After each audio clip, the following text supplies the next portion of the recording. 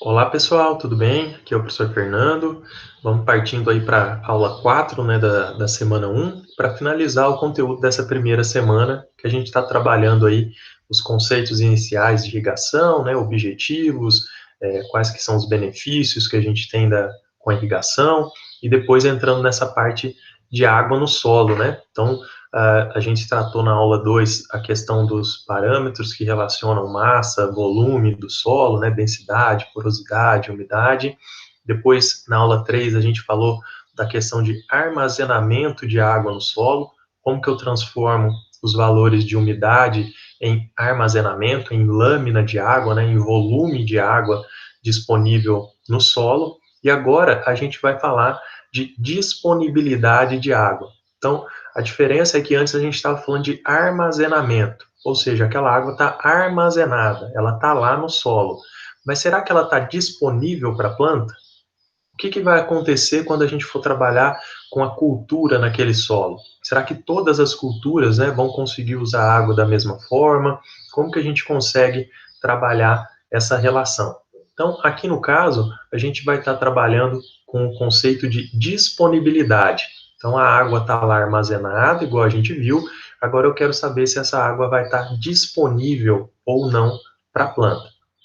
Para começar, a gente tem um conceito dinâmico de disponibilidade, ou seja, quando que eu tenho disponibilidade de água no solo? Toda vez que a água que está no solo é suficiente para repor a quantidade de água que é perdida pela planta para a atmosfera. Então, a planta, ela evapotranspira, né? No caso aqui, uma superfície vegetada, uma árvore transpira, e aí toda essa água que é perdida para a atmosfera, ela tem que ser reposta pelo solo. Quando essa água é reposta de forma eficiente, a gente fala que tem disponibilidade de água no solo. Só que o que acontece? Essa disponibilidade, esse conceito dinâmico, é um pouco mais complexo da gente conseguir avaliar, porque o tempo todo a gente está tendo alteração. E aí, no caso do conceito clássico, que é o que a gente acaba utilizando aí para referência, né, e como padrão para determinar a disponibilidade de água no solo, ele é um conceito que foi feito a partir, né, de alguns experimentos aí na década de 30 e 40, que possibilitou entender a seguinte coisa: a água disponível no solo é aquela água que está entre a capacidade de campo e o ponto de murcha permanente. Para definições de irrigação, né, para fins de irrigação, a gente considera então o solo sendo um reservatório, uma caixa, e a água disponível para a planta vai ser a que está entre a capacidade de campo, que é o máximo de água que esse solo retém, e o ponto de murcha permanente, que é a quantidade máxima de água que a planta consegue usar, retirar desse solo sem perder o seu vigor, né? Sem entrar aí no estado de murcha permanente. Então, se a gente for entender dessa forma, a água disponível, ela vai ser justamente a água entre a capacidade de campo e o ponto de murcha permanente. Se a capacidade de campo é o máximo de água que o solo retém e o ponto de murcha permanente é o ponto onde a planta consegue absorver água, a diferença entre esses dois vão me dar a água disponível. Então, como exemplo, eu teria capacidade de campo de 22%. Quer dizer, é o máximo de umidade que aquele solo consegue armazenar. Mais do que isso, ele vai estar saturado, mais do que 22%, essa água vai ser drenada, ela não vai estar ali disponível para a planta. E o ponto de murcha permanente seria 10. Então, o que acontece? Umidade inferior a 10% nesse solo, a planta não consegue retirar água para aproveitar para o seu desenvolvimento e crescimento. Então, se ele tem no máximo 22 e a planta consegue usar até 10, a diferença dá 12 por cento. Então, seria a quantidade, né, 12% ou 12 centímetros cúbicos, dependendo da unidade que a gente for trabalhar, mas essa diferença seria a água disponível. Comum a gente multiplicar pelo valor de Z, né, para já transformar esse valor em milímetro ou centímetro, que seria a lâmina de água disponível. O que é importante é a gente destacar aqui que essa disponibilidade segue dois pressupostos. Primeiro, que a umidade na capacidade de campo é aquela umidade em que a água está disponível e o excedente ele acaba sendo perdido por drenagem, né, ou escoamento, se for o caso também. E o outro pressuposto é que as plantas não conseguem tirar água no ponto de murcha permanente. Pensando em força, né, em tensão, em quantidade de energia aí que é preciso para transformar essa água que está no solo em disponível para a planta, a gente teria aí uma faixa entre 0,3 atmosfera até 15 atmosferas. Ou seja, se tiver com uma tensão, né, de 0,2, de 0,1, quer dizer que eu estou com um excesso de água e essa água não vai ser aproveitada. Se eu tiver com uma tensão aqui mais negativa que 15, então menos 18, menos 20, quer dizer que tem tão pouca água no solo que a planta não consegue competir com o solo e utilizar essa água. De forma geral, essa figura aqui resume bem os conceitos que a gente apresentou até aqui, porque o solo ele pode estar saturado, né? Saturado é quando todo o espaço poroso, lembra, está ocupado por água. Então, cadê o ar aqui nesse ponto? Não, não tem ar, está saturado, está tudo ocupado com água. Só que o que acontece? Essa água azul escura, ela está ocupando os macroporos, né? E esses macroporos, eles são facilmente drenados. Então, o que, que vai acontecer? Logo, essa água azul escura aqui, ela drena, ela infiltra, né? E aí o que vai sobrar é essa água que está aqui nos microporos, né, em torno das partículas de solo. Então, esse ponto aqui é o ponto de capacidade de campo. Ou seja, essa água azul escura, a planta não vai conseguir usar. Essa água azul escura, às vezes até pode estar armazenada no solo, mas não está disponível para a planta. Por quê? Porque ela é perdida facilmente. Então, se eu vim aqui tirar uma amostra de umidade nesse ponto, pode ser que nesse horário, nesse momento, tinha essa água azul escura, mas rapidamente ela é drenada e aí a planta não utiliza. Então, a capacidade de campo é esse ponto inicial para a disponibilidade de água. E aí o solo vai secando, né? Vai diminuindo até chegar aqui no ponto de murcha. O ponto de murcha é o solo seco? Não. Aqui ainda tem um restinho de água para baixo do ponto de murcha até o solo chegar completamente seco. Só que essa água aqui é tão pouca água que tem no solo que a planta não consegue competir com o solo e puxar essa água para fazer parte do seu metabolismo. Então, o que, que acontece? Essa água aqui ela está indisponível. Por isso que a gente diz que a água disponível para a planta é a água que vai estar entre o ponto de murcha e a capacidade de campo. Quando eu falo de água armazenada, eu estou falando de toda a água que está aqui no solo.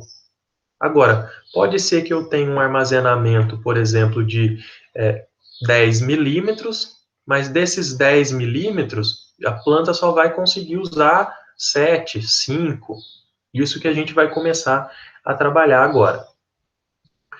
Só um detalhe, a capacidade de campo, né, que é esse máximo de água que o solo retém, pode ser medido tanto em laboratório, através de curva de retenção, né, ou também em campo, quando a gente faz uma avaliação através de uma amostragem, né? Então, a gente cerca uma área de 5 por 5 metros, satura essa área, né? Então, quer dizer, você faz um cercadinho aqui de tábua ou com algum material que é impermeável, enche isso aqui de água, deixa esse solo ficar bem saturado, quer dizer, ficar bem encharcado, e aí depois você coloca uma lona aqui em cima, né, para a água não evaporar, e só infiltrar, e aí você começa a tirar a amostragem.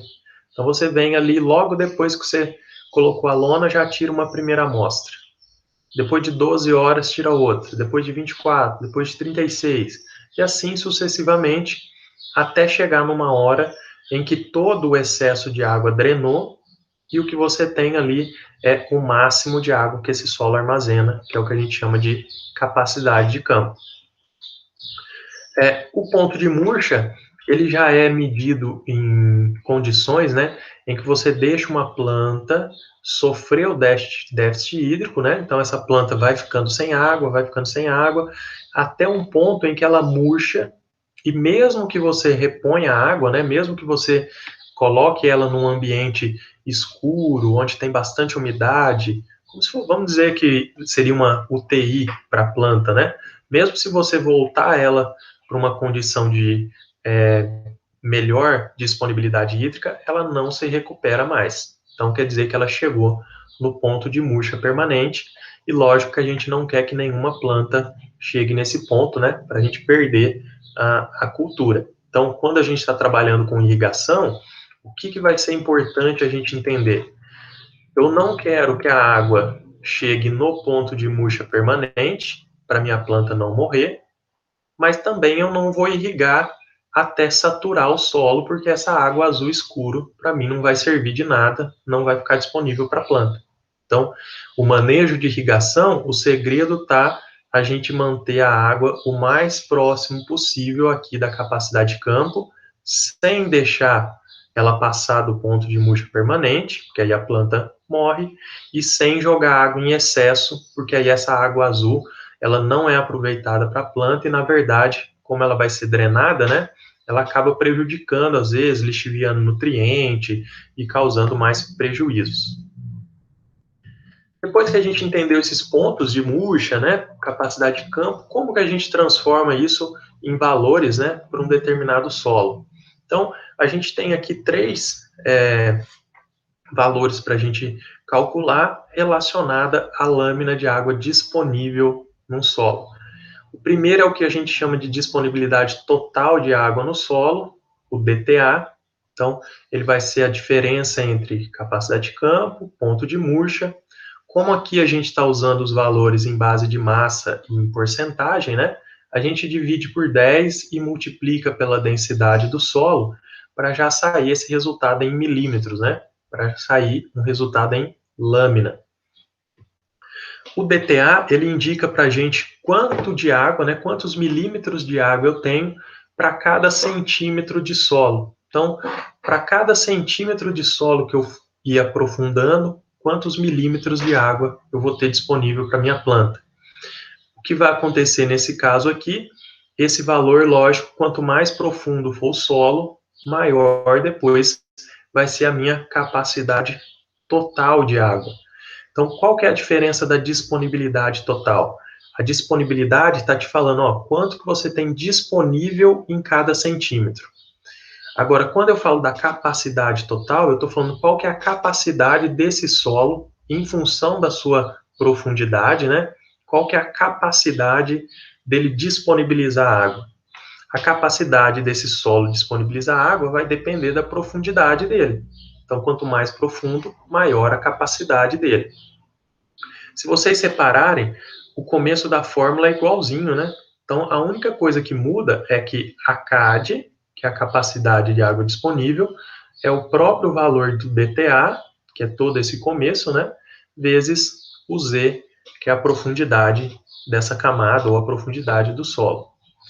E aí a gente tem um conceito aqui que é extremamente importante para a irrigação, que é a capacidade real de água disponível ou a água facilmente disponível. O que acontece? Se a gente pensa que o solo está disponibilizando água para a planta, quanto mais próximo eu tiver daquela capacidade de campo, né, mais fácil está da cultura absorver água, junto com a água nutrientes, né, e fazer mais fotossíntese.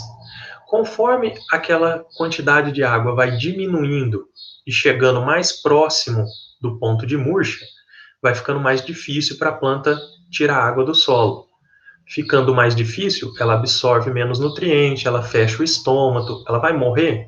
Não, às vezes não vai morrer, mas ela fecha o estômago, para de absorver nutriente, diminui a produção. E quando você investe num sistema de irrigação, você não quer redução de produção, né? Você quer manter a sua cultura lá com uma produtividade mais elevada para economicamente ser vantajoso. Então, o que acontece? Daquela água que está aqui toda, né, dessa capacidade total disponível, se você for usar toda essa capacidade, se você for esperar, né, a planta usar água até chegar aqui próximo do ponto de murcha, o que, que vai acontecer? Vamos pensar aqui que você tem lá uma cultura de goiaba, né, um pomar de goiaba. Parte do pomar você mantém sempre aqui, ó, próximo da capacidade de campo. Então, você vai ter plantas que estão mais enfolhadas, que estão mais bem nutridas, que vão produzir mais. Agora, se você tem outro talhão que você deixa aqui próximo do ponto de murcha, o que, que vai acontecer nos horários mais quentes? Essa planta vai fechar o estômago, ela vai ficar ali meio murcha, ela vai absorver menos nutriente, e aí ela vai ficar mais amarelada, com deficiência nutricional, vai produzir frutos de um tamanho menor. Então, lógico que ninguém quer essa condição, né? Você quer aqui uma condição mais próxima da capacidade de campo. Mas até quanto, então, eu posso deixar uma cultura usar de água, né, sem ela perder produção? É justamente esse valor aqui que a gente chama de capacidade real. Então, aquela anterior é a capacidade total. Quer dizer, qual que é o total de água que aquele solo disponibiliza? Ah, ele disponibiliza 40 milímetros. Tá, mas qual que é a capacidade real? Ou qual que é a água facilmente disponível e que minha cultura não vai perder produção? Então, desses 40, às vezes a minha cultura vai usar só 20, 25, sem ter queda na produção. Como que a gente faz essa relação?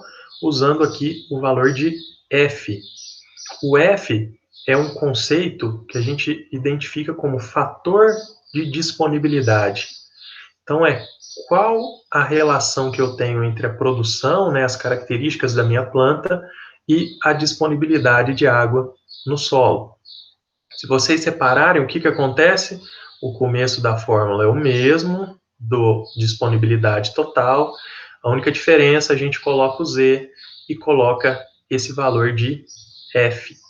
Então, o valor de F, ele vai indicar para a gente da água disponível, quanto a planta pode utilizar sem estar passando por déficit hídrico, sem ter redução na produção. Lógico que o que a gente tem de informação aqui, só recapitulando, né? Umidade e capacidade de campo, a gente já sabe o que é umidade. Densidade global, a gente já sabe o que é a densidade. O Z, a gente já sabe a profundidade que esse solo tem, né? Então, 40, 50 centímetros. Agora, o que é o valor de F? Como é que a gente vai achar esse valor de F? Esse valor de F, ele é tabelado. Então, para a maioria aqui das condições, né, a gente tem aí uma tabela onde divide as culturas em grupos. Então, eu tenho aqui grupo 1, 2, 3, 4. Sendo que o grupo 1 são as culturas mais sensíveis, né? O grupo 4 são as culturas mais tolerantes ao déficit hídrico. Então, no grupo 1 aqui, a gente tem cebola, pimentão, batata, cenoura. Entraria aqui também, por exemplo, morango, né? Culturas que são mais sensíveis. No grupo 2, banana, tomate, melão, melancia, videira. No grupo 3, a gente tem aqui abacaxi, os cítricos, né? E no grupo 4, a gente tem aí o sorgo, a cana, que já são culturas um pouco mais resistentes ao déficit hídrico. Lógico que se a gente não tiver esse valor aqui, né, nessa tabela, a gente pode optar ou por pegar culturas que têm características semelhantes, que são da mesma família, ou também na literatura a gente encontra outras tabelas, né, outras informações mais específicas também.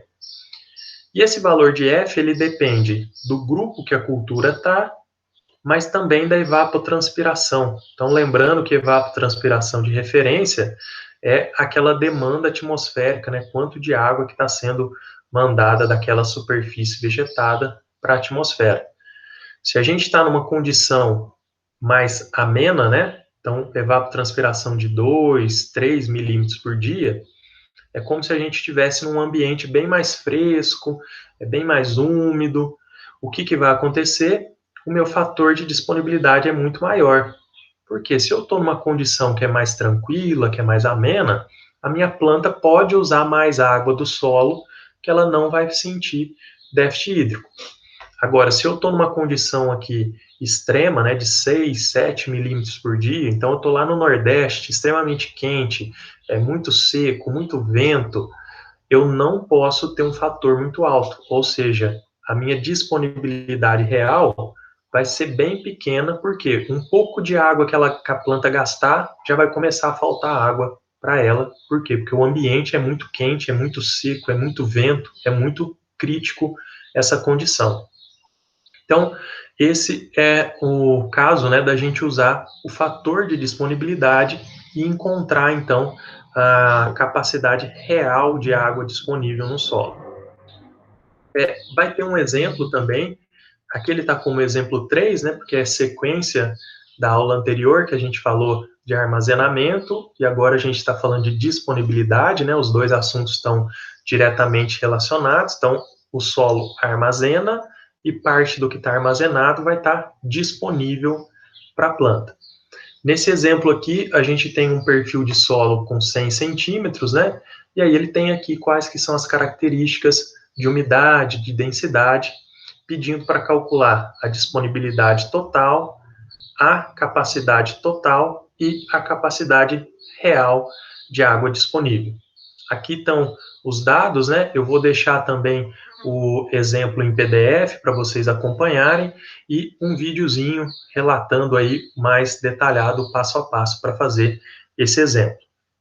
Com isso a gente finaliza esse primeiro conteúdo relacionado à água no solo, né? Espero que todo mundo tenha conseguido acompanhar, desde a parte de introdução, os conceitos de irrigação, depois começando aí com as características do solo, né? Densidade, umidade, porosidade, falando agora já mais no final de como a gente transformar esses valores em água disponível, em retenção, em armazenamento, em disponibilidade de água. Então, eu encerro por aqui, desejo bons estudos para todo mundo e qualquer dúvida eu estou à disposição. Um abraço.